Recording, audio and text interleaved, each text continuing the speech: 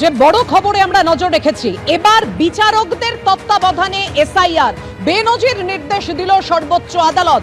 Supreme কোর্টের একেবারে বেনজির নির্দেশ, ঐতিহাসিক নির্দেশ বলাই যায়। জুডিশিয়াল অফিসারদের সিদ্ধান্তই চূড়ান্ত হবে। হাইকোর্টের প্রধান বিচারপতিকে ডিস্ট্রিক্ট জাজ, অ্যাডিশনাল ডিস্ট্রিক্ট জাজ নিয়োগের নির্দেশ।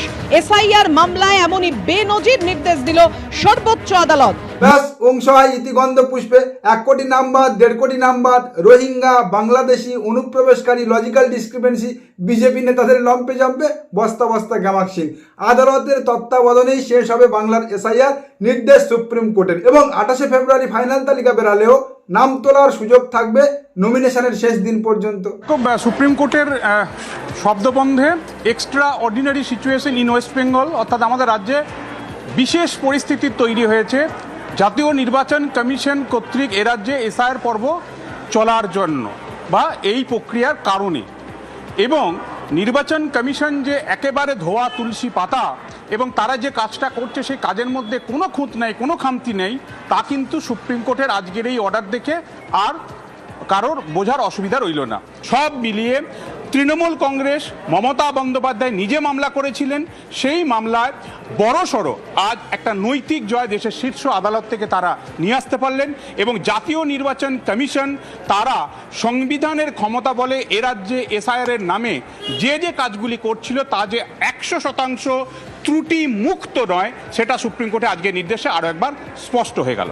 অর্থাৎ যে অভিযোগটা তৃণমূল কংগ্রেস করছিল যে ভারতীয় জনতা পার্টি নির্বাচন কমিশনকে দিয়ে লজিক্যাল ডিসক্রিপেন্সির নামে মাইক্রো অবজারভারদের মাধ্যমে জেনুইন ভোটারদের নাম কেটে বাদ দিচ্ছে নির্বাচনী তালিকা থেকে, আজ আদালতের এই সিদ্ধান্তে বা আদালতের আজ এই রায়ের মধ্যে দিয়ে কোথাও না কোথাও গিয়ে তৃণমূল কংগ্রেসের সেই অভিযোগগুলো কিন্তু মান্যতা পেল। কারণ আপনারা নিশ্চয়ই জানেন, বিগত দিনে যখন এসআইআর নিয়ে বাংলা থেকে প্রথম মামলা দায়ের হয়েছিল সুপ্রিম কোর্টে, তখন সুপ্রিম কোর্ট পরিষ্কার জানিয়েছিল যে এসআইআর এর কাজে কোনো রকম হস্তক্ষেপ করা যাবে না বা বাধা দান করা যাবে না। তবে যদি বড় সংখ্যায় জেনুইন ভোটারদের নাম বাদ পড়ে এবং নির্বাচন কমিশন যদি তার সঠিক কারণ দর্শাতে না পারে, তখন আদালত হস্তক্ষেপ করবে। আর আজ সেই প্রয়োজনীয়তা অনুভব করে সর্বোচ্চ আদালত নির্বাচন কমিশনের কাজে হস্তক্ষেপ করলো, এসআইআর এর সম্পূর্ণ কন্ট্রোল নিজেদের হাতে নিয়ে নিল।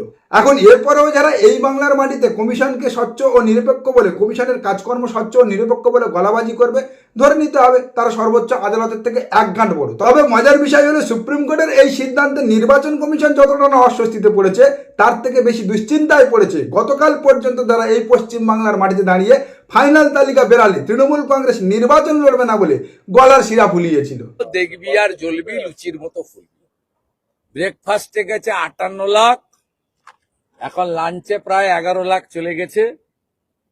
আর ফাইনাল ভোটার লিস্ট যখন হবে তখন সূর্য ডুববে, বিকালের চার সঙ্গে বিস্কিট বা সিঙ্গাড়া থাকবে, তারপরে তৃণমূল বলবে আর ভোটে লড়বো না। তৃণমূল তো বলছে আপনাদের ভোটারও বাদ যাবে, আপনাদের ফেভারিট আমাদের ভোটার নিয়ে ভাবতে হবে। হ্যাঁ, ওনাদের ভোটারদের নিয়ে চিন্তা করতে হবে না, তার জন্য ওনাদের কমিশন রয়েছে। কিন্তু আজকের এই সুপ্রিম কোর্টের সিদ্ধান্তে একটা মন্দের ভালো কি হয়েছে জানেন?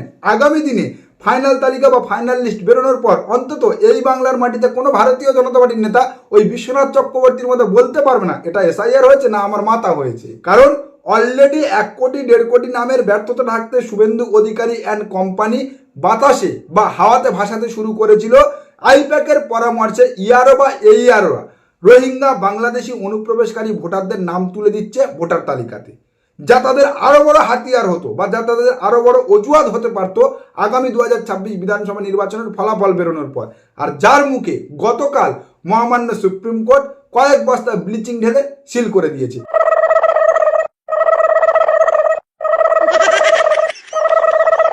আগামী দিনে যে তালিকা বেরোবে তাদেরকে সেই তালিকা মেনে নিতে হবে এবং সেই তালিকায় নির্বাচনও লড়তে হবে।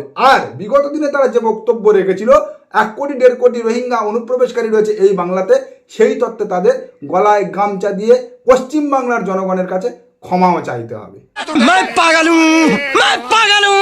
খুব বড় বড় কথা।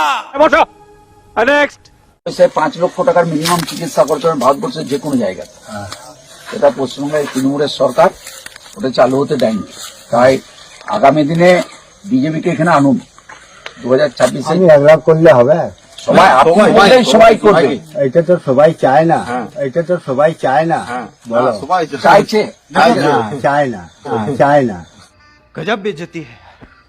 দেখুন, একজন সাধারণ প্রান্তিক মানুষ যার সঙ্গে স্বতঃস্ফূর্ত রাজনীতি বা অ্যাক্টিভ পলিটিক্সের কোনো দূর দূর পর্যন্ত যোগাযোগ নেই, তাদের স্বাভাবিক ও বাস্তব উত্তর, বাস্তব প্রতিক্রিয়া শোনার পরেও যদি এই বাংলার বিজেপি নেতারা বুঝতে না পারে যে ভারতীয় জনতা পার্টি পশ্চিম বাংলায় বিরোধী দলের তকমা পেলেও সার্বজনীন গ্রহণযোগ্যতা এখনো পর্যন্ত অর্জন করতে পারেনি, তাহলে আর কেন্দ্রীয় বিজেপি অমিত শাহ বা নরেন্দ্র মোদীদের দোষ দিয়ে লাভ কি? কারণ তারা তো আর এই পশ্চিম বাংলার মাঠে ময়দানে নেমে পলিটিক্স করে না।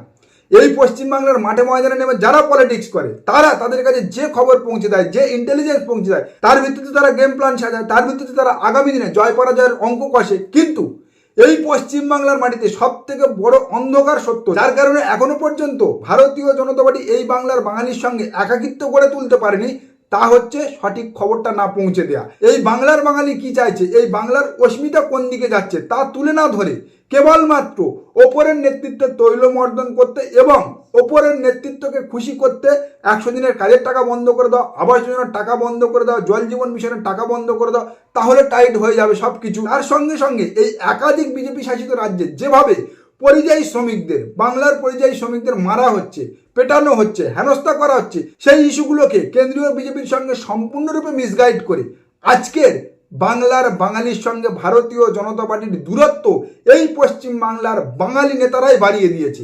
আর যে কারণে বর্তমানে বিজেপি নেতাদের গ্রামেগঞ্জে প্রচার করতে ঢুকতে দেখলেই গ্রামবাসীরা, সাধারণ মানুষরা তাদের মুখের সামনে দরজা বন্ধ করে দিচ্ছে, এমন পরিস্থিতি তৈরি হচ্ছে। জিতেন্দ্র তিওয়ারি গ্রামে ঢুকতেই দরজায় তালা চন্দ্রডাঙ্গা গ্রামে। বিজেপির জনসংযোগে জনশূন্যতা, অভিনব প্রতিবাদ গ্রামের সাধারণ মানুষের। বিজেপির একই হাল পাণ্ডবেশ্বরে। ঘটনা পাণ্ডবেশ্বরে। এখন হয়তো এখানে অনেকে বলতে পারে যে এর পিছনে সম্পূর্ণ তৃণমূল কংগ্রেসের চক্রান্ত রয়েছে বা তৃণমূল কংগ্রেস পরিকল্পিতভাবে এই ঘটনা ঘটিয়েছে। কিন্তু প্রশ্ন হচ্ছে, একটা গ্রামে কি সব তৃণমূল কংগ্রেস সমর্থিত পরিবার বসবাস করে? একটাও ভারতীয় জনতা পার্টি সমর্থিত পরিবার নেই? আর যদি তাই হয়ে থাকে তাহলে এই বাংলার মাটিতে আর আগামী 2026 বিধানসভা নির্বাচনে ভারতীয় জনতা পার্টির নির্বাচন লড়ে লাভ কি? কারণ ফলাফলের নতিজা বা নমুনা তো এখন থেকেই দেখা যাচ্ছে। আসলে সংগঠন বিস্তারের পরিবর্তে ভারতীয় জনতা পার্টি যেভাবে বর্তমানে এজেন্সি নির্ভর হয়ে উঠেছে, ইডি, সিবিআই, ইনকাম ট্যাক্স বা নির্বাচন কমিশনের ঘাড়ে ভর করে তারা আগামী 2026 বিধানসভা নির্বাচনে ক্ষমতা দখলের পরিকল্পনার ওপরে জোর দিচ্ছে, তাতে করে ফলাফল যা হওয়ার তাই হচ্ছে। একটা সময় কংগ্রেস, পরবর্তীতে বাম এবং বর্তমানে তৃণমূল কংগ্রেস, যে রাজনৈতিক দলগুলো পশ্চিমবাংলার মসনদে বসেছে, তারা কিন্তু কেউ ন্যারেটিভ বা এজেন্সি নির্ভর হয়ে পশ্চিমবাংলায় ক্ষমতা দখল করতে পারেনি।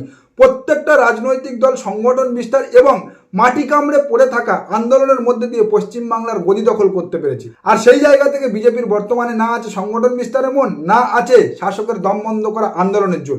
কখন কেন্দ্রীয় BJP ED, CBI, income tax বা নির্বাচন কমিশনকে দিয়ে ক্ষমতায় আসার রাস্তা তৈরি করে দেবে, তার জন্য সারাক্ষণ এই বাংলার বিজেপি নেতারা তীর্থের কাগের মতো হাঁ করে বসে থাকে এবং প্রমাণ না পেয়ে পরবর্তীতে তাদের ছেড়ে দিতে বাধ্য হচ্ছে, যার ফলে বাংলার বাঙালির কাছে এই ভারতীয় জনতা পার্টি কেবলমাত্র খেলেও হচ্ছে না, বাংলার বাঙালির সঙ্গে তাদের দূরত্ব বাড়তে যাচ্ছে। এবং শেষ আশার আলো হিসাবে ভারতীয় জনতা পার্টি এই পশ্চিমবাংলায় যে এসআইআরকে ভর করেছিল, বর্তমানে সেই এসআইআর লজিক্যাল ডিসক্রিপেন্সি যেভাবে সাধারণ জনগণকে হয়রানি করেছে এবং তাদের core voter, Hindu voter, Matua, Adivasi, Dalit, রাজবংশীদের নাম কেটে বাদ দিয়েছে, তাতে করে আগামী 2026 বিধানসভা নির্বাচনে এই বাংলায় ভারতীয় জনতা পার্টি ক্ষমতা দখল তো দূরের কথা, ভারতীয় জনতা পার্টির নীতি নৈতিকতা, আইডিওলজি এবং বাংলা সম্পর্কে তাদের ধ্যান ধারণা বা বাংলা সম্পর্কে তাদের দৃষ্টিভঙ্গির উপরে প্রশ্নচিহ্ন উঠে যাচ্ছে।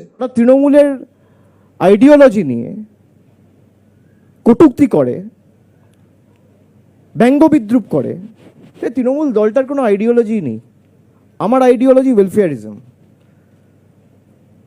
একটা গ্রামে যদি আগুন লাগে, কাউকে পান না পান, ফায়ার ব্রিগেডে প্রথম ফোনটা করবে তৃণমূলের সেই পঞ্চায়েতের নেতা বা কর্মী। এটাই আমার আইডিওলজি। কারোর বাড়িতে কোনো বয়স্ক মানুষ যদি কোনো ব্যাধিতে আক্রান্ত হয়ে রাত্রিবেলা অ্যাম্বুলেন্সের প্রয়োজন হয়, অ্যাম্বুলেন্সটা ডাকবে যে সে তৃণমূলের কর্মী বা নেতা। এটাই আমার আইডিওলজি। লকডাউনের সময় যাতে কাউকে অভুক্ত অবস্থায় শুতে না হয়, আমরা কমিউনিটি কিচেন করে মানুষের বাড়িতে খাবার পৌঁছে দিয়েছি, মানুষের বাড়ির বাইরে গিয়ে কাউকে এসে লাইনে দাঁড়িয়ে খাবার নিতে হয়নি। এটা আমার আইডিওলজি। নারী ক্ষমতায়নের কথা অনেকে বলেছে, মানুষকে সে নারী ক্ষমতায়নের মডেলকে বাস্তবায়িত করেছেন মমতা বন্দ্যোপাধ্যায়, 1500 টাকা করে লক্ষ্মীর ভাণ্ডার মহিলাদের ব্যাংক অ্যাকাউন্টে সরাসরি ডিবিটি করে। এটা আমার আইডিওলজি। হ্যাঁ, বর্তমানে বিশ্বের ক্ষমতাসীন সমস্ত রাজনৈতিক দলই এই আইডিওলজিকে অনুসরণ করছে, আর যে কারণে বিশ্বের মানচিত্র থেকে সব থেকে বড় আইডিওলজির কপিরাইট পার্টি লেফট ফ্রন্ট ধীরে ধীরে লুপ্ত হয়ে যাচ্ছে। আর যে সমস্ত রাজনৈতিক দল ধর্মকে হাতিয়ার করে বা ধর্মকে সামনে রেখে রাষ্ট্রের ক্ষমতা দখল করেছে এবং পরবর্তীতে তারা ধর্মের ভিত্তিতে রাষ্ট্র চালাতে চেয়েছে, সেই সমস্ত রাজনৈতিক দলগুলো কেবলমাত্র হিটলারের নাৎসি বাহিনীর মতো শেষ হয়ে যায়নি বা মুছে যায়নি, বিশ্বের মানচিত্র থেকে তারা যে রাষ্ট্রকে পরিচালনা করেছিল সেই রাষ্ট্রকেও তারা শেষ করে দিয়েছে, বিশ্বের মানচিত্রের তলানিতে এসে দাঁড় করিয়ে দিয়েছে। হর হর মহাদেব। উদাহরণ হিসাবে পাশের রাষ্ট্র পাকিস্তান দেখলেই বুঝতে পারবেন। নমস্কার, আজকের প্রতিবেদন এখানে শেষ করছি। দেখা হচ্ছে আগামী কোনো প্রতিবেদনে। আমাদের প্রতিবেদন সম্পর্কে আপনাদের মতামত অবশ্যই জানান আমাদের কমেন্ট সেকশনে। সবাই ভালো থাকবেন।